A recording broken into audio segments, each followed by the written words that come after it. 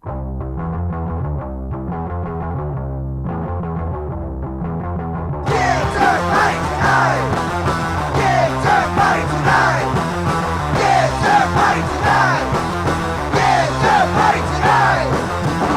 gonna have a Kickturn party tonight.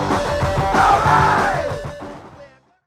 Welcome back to Kickturn. We're all here. JD made it. JD finally made it. He's been driving like a madman to get here, and he finally made it. So we're having a night. Pandemic's over. We're in the basement studio. So it's great to be back in the studio. It's great for us all to be back together. And JD, you brought us a little something. What are we talking? Come on. What's the JD's Collector Corner? This is probably one other than the Welcome Shogo. to JD's Collector Corner. Other than the Shogo Cubo, this is probably one of my prized possessions, which is probably a '78. Obviously not. It's got fuzz on it. Well, Get that it's thing cleaned up, man. You know, So it's a FiberFlex Bowl Rider. Bowl Rider. Yeah, 1978. It's convex. It's got It's the got a rocker. bow. It's got the rocker in it. It's got a rocker in which it. we call convex these days, I guess. And it's so it's convex. It's got the bow in it, which is supposedly to help keep your feet on it better. And it's the surfboard construction. Yep. It also having a rocker lowers your center of gravity just a little bit. But all the FiberFlexes were like 4 or 5 layers of maple, and then a layer of fiberglass on top, a layer of fiberglass on the bottom. That's why they call them FiberFlex. Right. Just like a surfboard. They flex, and they're made of fiberglass too. That's why they're called FiberFlex. And so what else we got on here? So we got that's a beautiful board. Yeah, that's one of my favorite and colors. this is these are not original old school trackers. Yeah, those are okay. Those so they do have a small pivot. Right? Yeah. These are the mid-tracks. Yeah, mid-tracks. Mid-tracks, yeah. And you got Logan Bowl Riders on here? Yep. Yeah, the Logan Park Riders. Park Riders. Yeah, which were the same company as Road Rider. And I had some of these. I rode them.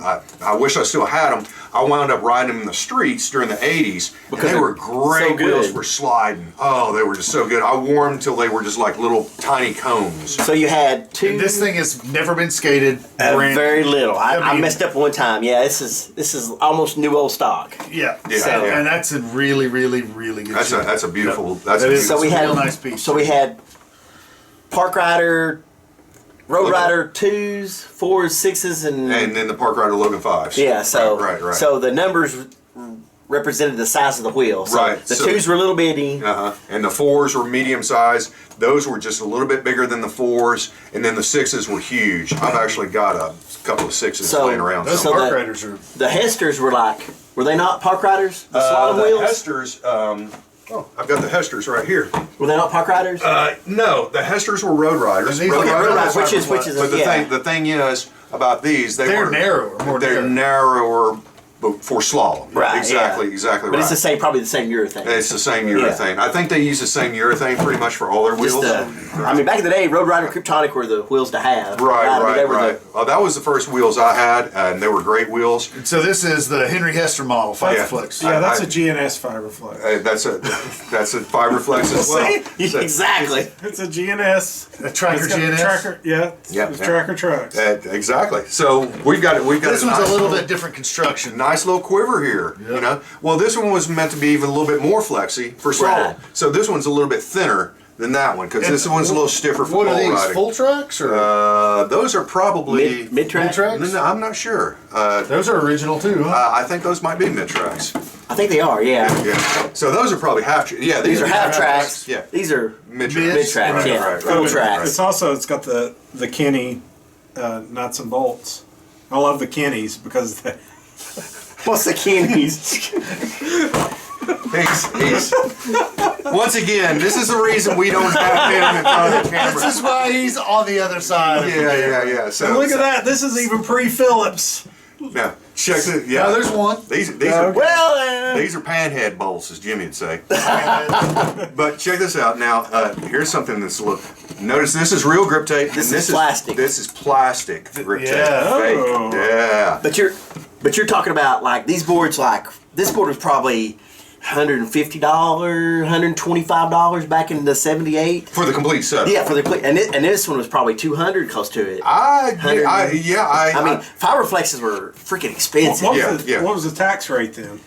I don't give a shit what the tax rate was. Think about how much money you were making back then. But what's crazy is now, like, all the collectors out there that if anybody's been on eBay looking at 80s shit, it's ridiculous. Right. Yeah. But for some reason, this stuff, which is a better collector item, is not even a tenth of the price of some of that stuff. I don't know. I've been looking for FiberFlexes, and they're pretty rare. But there's the art, you know. You don't get to skate art. You don't get the graphics. You That's correct. You know, it's like a kind of like a double collectible. But Mr. Artiste. Yeah, I know. Right.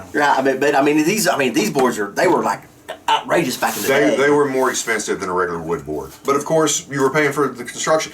I wish I had a FiberFlex Team Rider. They were a little bit bigger and a little bit wider. It hung on the wall at Mercury for years.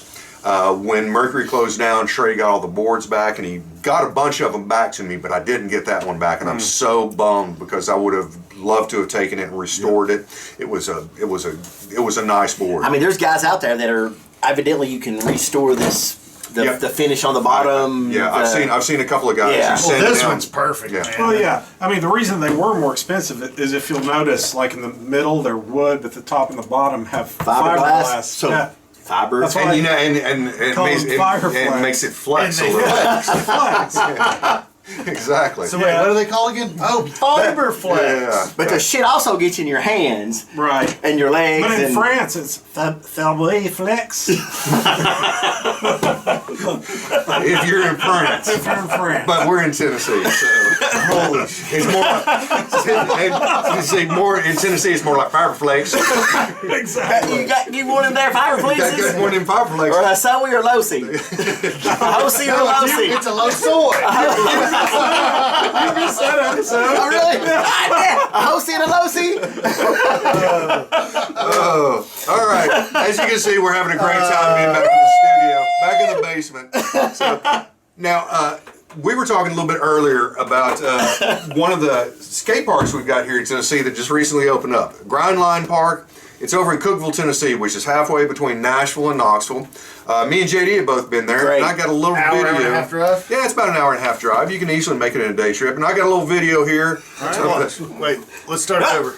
There it is. There's the Cookeville skate park. 2019. So you guys went November of 2019, huh? Gosh, that's hard to believe. No, it's this been there is that long. this was me on a solo trip. I was by myself. I wasn't with those guys. Oh wow, that thing looks great. Yeah, it's really, everything's really, it's a Grindline Park. Everything's really steep and gnarly and But it's all the fast. concrete's new, so I bet it's just Oh, great. It's slick. You got to be careful. Well, It's I mean, real slick. It's been 2 years. It's probably roughed up. I went last year. No. I think they treated it with something. Yeah, SPFs don't really work good there. I rode What do you SPS. I rode SPFs too, but it's You can tell just like by the sound of the slide. So you recommend something a little bit softer, like a 101 or Just- 103, versus like an yeah. 84B? You just got to be careful trying to generate speed. And, You know, Because it'll just let go. it'll let go quick. And you don't want to go there when there's at least a little bit of moisture. Oh yeah. Especially like when you come out of that capsule into the bigger bowls, like where Jay was at, you can really. I mean, that's a pretty severe turn. Well, why aren't we taking a road trip? That's It's- an hour and a half away. It's really good. I mean, we went down there. Me and Matt went last time and went down there and skated and went to Oh, look Cookeville. at that still big haven't vert been in, to man. The That's- pool that's open. Look at that. So that big vert end, there's a little half pipe that feeds in over a pump bump down into that big vert end. And then this is the little street well, side man, we of can it. day trip this and be back in time for dinner. We go No to. kidding. You know, there's a couple of good breweries we hit down there. And Let's take a weekday off. Well, JD can't take this I time. might be able to. Take a weekday off and be Now, back before dinner. The thing about this little half pipe right here is Yeah, Jay. Nice.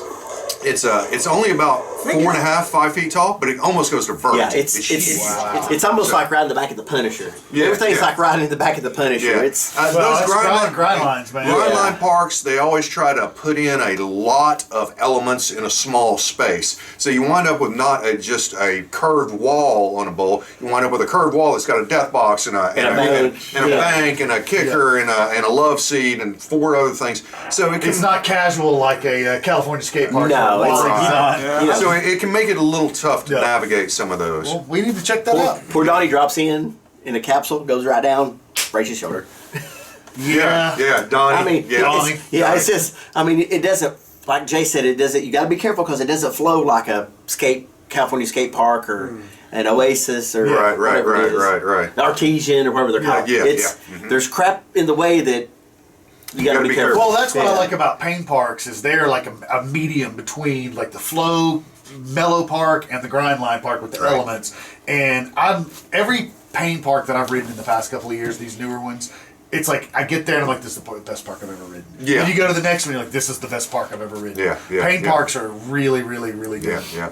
Well, he's no slag on anybody else. All right, well, that was a little bit of Cookeville Skate Park here in Tennessee. We'll be bringing you some more stuff from Tennessee here in future episodes. Thanks for stopping by. Tune in for another episode. Yeah! Kickturn party! Yeah! Everybody's gonna hang out here tonight. Alright. We'll pass out in the flat. Alright. Tonight. We got nothing better to do